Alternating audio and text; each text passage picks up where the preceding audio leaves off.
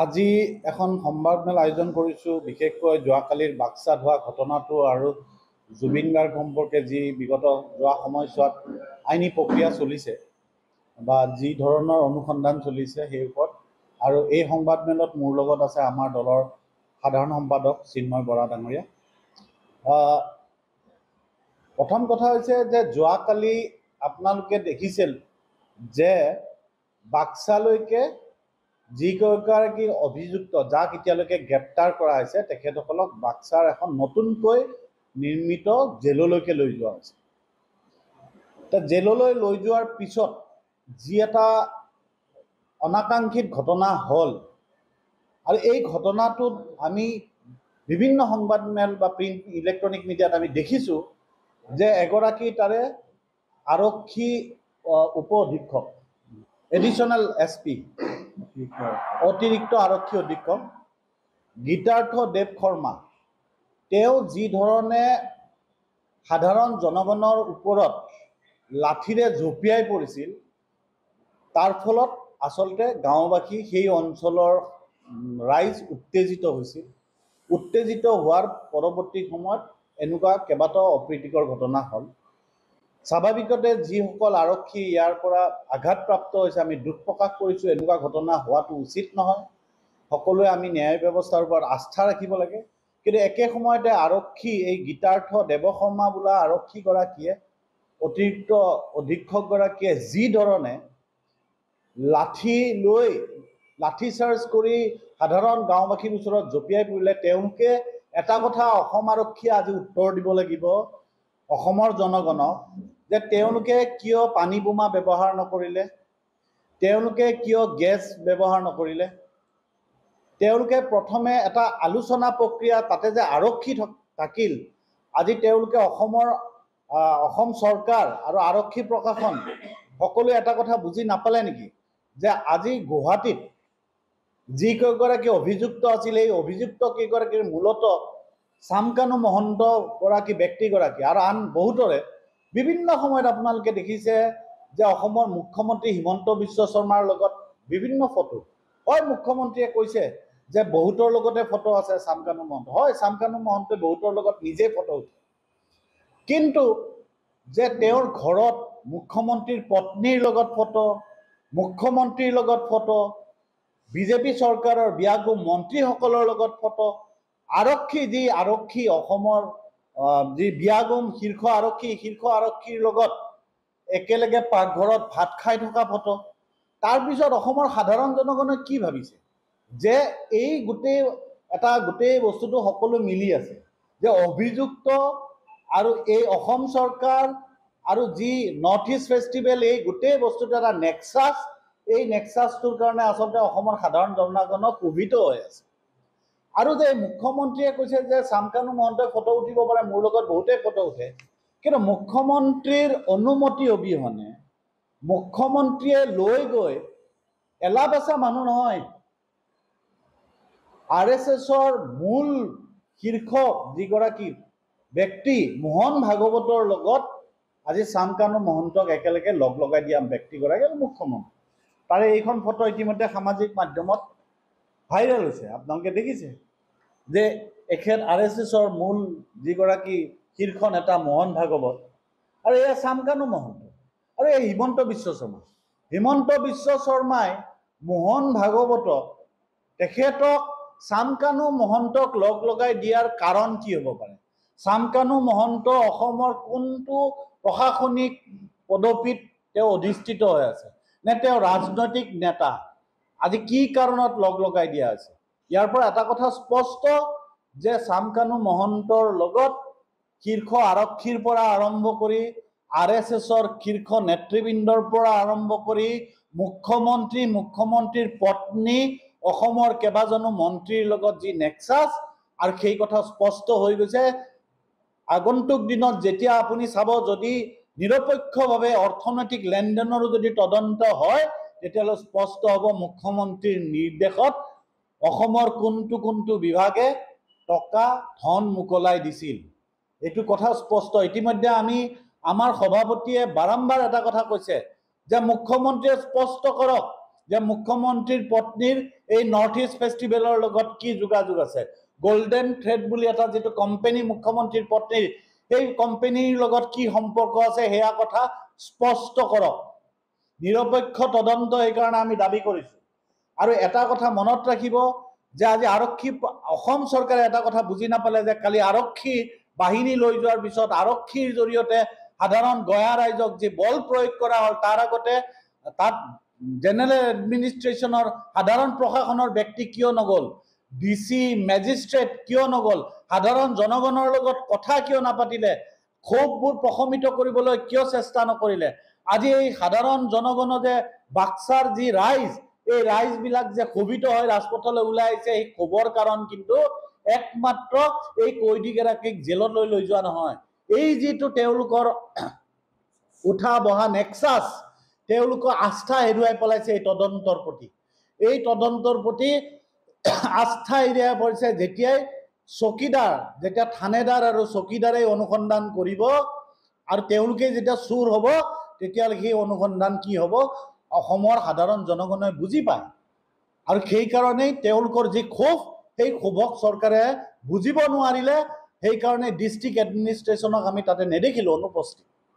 ঠিক একেধৰণে আপুনি এটা কথা চাব যে এই যে মোহন ভাগৱতৰ কথাটো ক'লোঁ, কিন্তু অভিযুক্তক যিটো এনকুৱাৰী আমি দেখিছিলোঁ যে যিটো হত্যাকাণ্ড হৈছিল যে নুপুৰ শ্বিলঙত মহিলা এগৰাকীয়ে যে হনিমুনত গৈ কিনে হত্যা কৰিছিল, তেতিয়াও কিন্তু মধ্যপ্ৰদেশৰ পৰা অভিযুক্ত কেইগৰাকীক ধৰি আনি কেনে তাত চৰজমিন তদন্ত কৰা হৈছিল। এইটো নিয়ম, যিকোনো অনুসন্ধান প্ৰক্ৰিয়াৰ এটা নিয়ম যে চৰজমিন তদন্ত হ'ব লাগিব।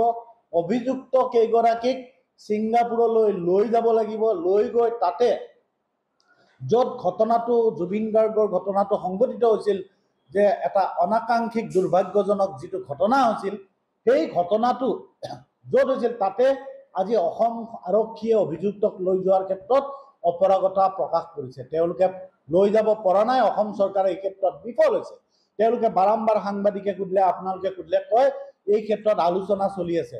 সেইকাৰণেও আজি অসমৰ জনগণক ক্ষোভিত হৈছে। আজি এটা কথা মনত ৰাখিব যে মুখ্যমন্ত্ৰীয়ে কিন্তু ইয়াৰ পৰা যোৱাকালিৰ ঘটনাটোৰ পৰা নিজক দায় সাৰিব নোৱাৰে।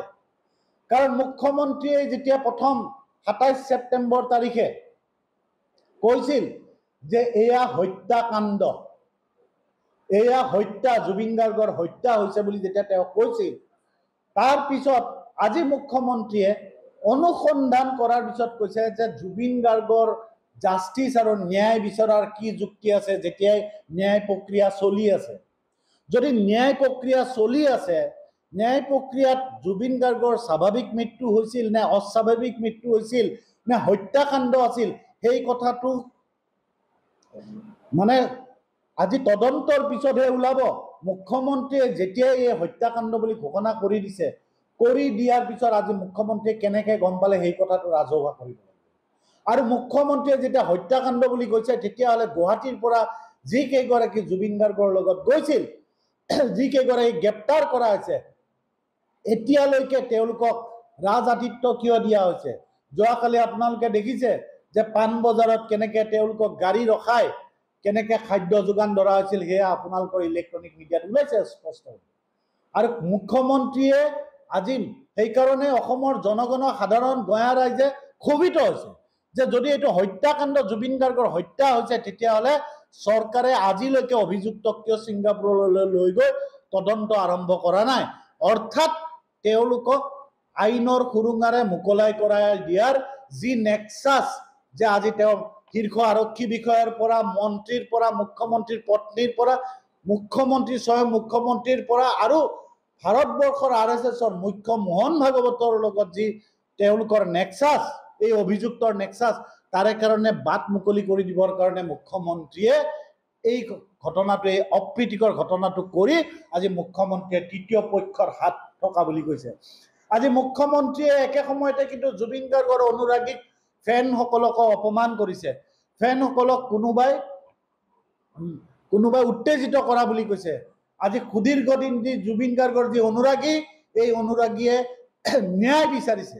আজি হিমন্ত বিশ্ব শৰ্মাই যিয়ে এটা তৃতীয় পক্ষ বুলি কয় ৰাজনীতি কৰি ২৬ত নিৰ্বাচনত জয়লাভ কৰিবৰ কাৰণে বিৰোধী শিবিৰে কৰা বুলি একাংশ ৰাজনৈতিক দলে কৰা বুলি প্ৰত্যক্ষ আৰু পৰোক্ষভাৱে যি ধৰণে বিৰোধী ৰাজনৈতিক দলৰ ওপৰত আঙুলি টোৱাইছে, এয়া কিন্তু মুখ্যমন্ত্ৰীক এটা কথা কৈ দিছোঁ যে মুখ্যমন্ত্ৰী ডাঙৰীয়া, এই জুবিন গাৰ্গ কিন্তু এটা পণ্য সামগ্ৰী নহয়। জুবিন গাৰ্গ আমাৰ সকলোৰে আৱেগ। জুবিন গাৰ্গ আমাৰ কাৰণে এটা অসমৰ কাৰণে বিশ্বত পৰিচয় দিয়া জুবিন গাৰ্গ অসমৰ এটা আত্মা। এই আত্মাক লৈ আপুনি ৰাজনীতি নকৰিব। আপুনি ২৬ৰ নিৰ্বাচনী বৈতৰণি পাৰ হ'বৰ কাৰণে জুবিন গাৰ্গৰ যি সত্তা, এই সত্তাক এনেকৈ ব্যৱহাৰ নকৰিব। যোৱাকালি আপুনি সাংবাদিকৰ আগত কৈছে যে অখিল গগৈ ডাঙৰীয়াই জুবিন গাৰ্গৰ কেতিয়াবা গান শুনিছে নেকি, কেতিয়াবা মাতিছে নেকি? আপোনাক প্ৰত্যাহ্বান জনাইছোঁ। অখিল গগৈ ডাঙৰীয়াই বিধায়ক হিচাপে একমাত্ৰ আৰু প্ৰথম কিন্তু জুবিন গাৰ্গকে মাতিছিল। হয়, তেখেতৰ শাৰীৰিক অসুস্থতাৰ কাৰণে শিৱসাগৰলৈ গৈও তেওঁ অনুষ্ঠানত গান পৰিৱেশন কৰিব নোৱাৰিলে, কিন্তু জুবিন গাৰ্গক মাতিছিল। কাৰণ এই হিয়াৰামতো জুবিন গাৰ্গক সকলোৱে ভাল পায় আৰু আমাৰ অখিল গগৈ ডাঙৰীয়াও তেওঁৰ নিজৰ সমষ্টিৰ ৰাইজৰ কাৰণে জুবিন গাৰ্গক নিমন্ত্ৰণ কৰিছে। আপুনি কিহৰ ভিত্তিত এইবোৰ কথা ক'লে? সেইকাৰণে আমি আপোনাক কৈছোঁ যে আপুনি এই ধৰণৰ ৰাজনীতি নকৰিব। আৰু এটা কথা মুখ্যমন্ত্ৰী ডাঙৰীয়াক কৈছোঁ, আপুনি গৃহমন্ত্ৰী হয়, আপোনাৰ নিৰ্দেশ নাথাকিলে যি অনুসন্ধান SITয়ে অনুসন্ধান কৰিছে, SITয়ে যি ইণ্টাৰগেশ্যন চলাইছে, সেই কথা বাহিৰত কেনেকৈ ওলায়? বিগ দিয়াৰ কথা কেনেকৈ ওলাল? বিভিন্ন কথা বা বাহিৰত কেনেকৈ ওলাল? আপোনাৰ নিৰ্দেশ নহ'লে এই কথা বাহিৰলৈ কেনেকৈ ওলাব? আপোনাৰ নিৰ্দেশ নোহোৱাকৈ যদি বাহিৰত ওলাইছে, আৰক্ষীৰ বিভাগে অনুসন্ধান কৰা কথাবোৰ যদি বাহিৰত ওলাইছে, তেতিয়াহ'লে কিন্তু ইয়াৰ দায়িত্ব আপোনাৰ যদি নিৰ্দেশ নহয়, তেতিয়াহ'লে আপুনি গৃহমন্ত্ৰী হিচাপে বিফল হৈছে, আপুনি পদত্যাগ কৰক। মুখ্যমন্ত্ৰী ডাঙৰীয়া, আপোনাক এটা কথা কৈছোঁ যে SITৰ অনুসন্ধান মাত্ৰ কেইজনমান ব্যক্তিক আপোনাৰ চৰকাৰৰ লগত বিজেপি চৰকাৰৰ লগত সুসম্পৰ্ক ৰক্ষা কৰি চলা কেইজনমান ব্যক্তিক মাতি সেই SITৰ কি অনুসন্ধানৰ কি তথ্য পালে সেয়া জনাই আপোনালোকে কিন্তু এই অনুসন্ধানক ভেঙুচালি নকৰিব। মুখ্যমন্ত্ৰী ডাঙৰীয়াক পুনৰবাৰ কৈছোঁ যে এই অনুসন্ধানক এনেকৈ ভেঙুচালি নকৰিব। স্পষ্ট কথা। আজি মুখ্যমন্ত্ৰী ডাঙৰীয়াই প্ৰতিটো কথাতে ৰাজনীতি কৰিছে। তেওঁ নিজে এবাৰ হত্যাকাণ্ড বুলি কৈছে, যোৱাকালি কৈছে যে ৰাইজ ইমান উত্তেজিত হৈছে কিয়?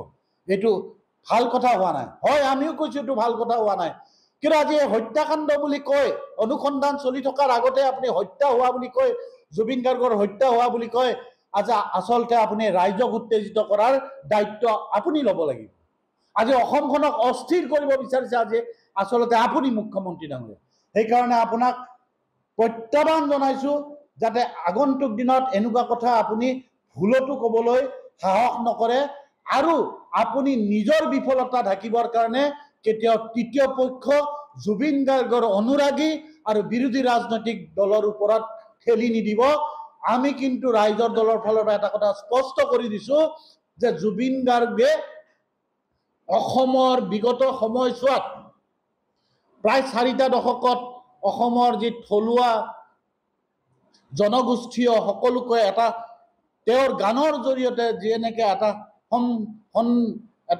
এখন প্লেটফৰ্মত এখন মঞ্চত আনিবলৈ চেষ্টা কৰিছিল আৰু যি এটা জাতি ধৰ্মৰ উদ্ধত গৈ এটা অসমীয়া জাতি গঠন কৰিব বিচাৰিছিল, তাৰ পৰা উদ্ধুত হৈ আজি সকলোৱে জাতি ধৰ্মৰ উদ্ধত গৈ সকলো ধৰ্মাৱলম্বী লোকে অসমীয়া লোকে ঐক্যবদ্ধ হোৱাত আজি শংকিত হৈছে। কাৰণ আপোনালোকে মেৰু বিভাজনৰ ৰাজনীতিক বিশ্বাস কৰে আৰু জুবিন গাৰ্গ আজি সেইকাৰণে আপোনালোকৰ শংকা আৰু আপোনালোকৰ ভয়। যোনদিনাখনে আপোনালোকৰ বিৰুদ্ধে জাতি ধৰ্মৰ উদ্ধত গৈ অসমীয়া জনগণ ঐক্যবদ্ধ হ'ব, সেইদিনাই আপোনালোকে দিছপুৰৰ আসন হেৰুৱাব বুলি আপোনালোকে শংকিত হৈছে। সেইকাৰণে আজি আপোনালোকে এই অপপ্ৰচাৰত লাগিছে। যোৱাকালিৰ ঘটনাটো, বাক্সাত যি ঘটনাটো হৈছে, এই ঘটনাটোত সম্পূৰ্ণ চৰকাৰ, প্ৰশাসন, আৰক্ষী বিভাগ বিফল হৈছে।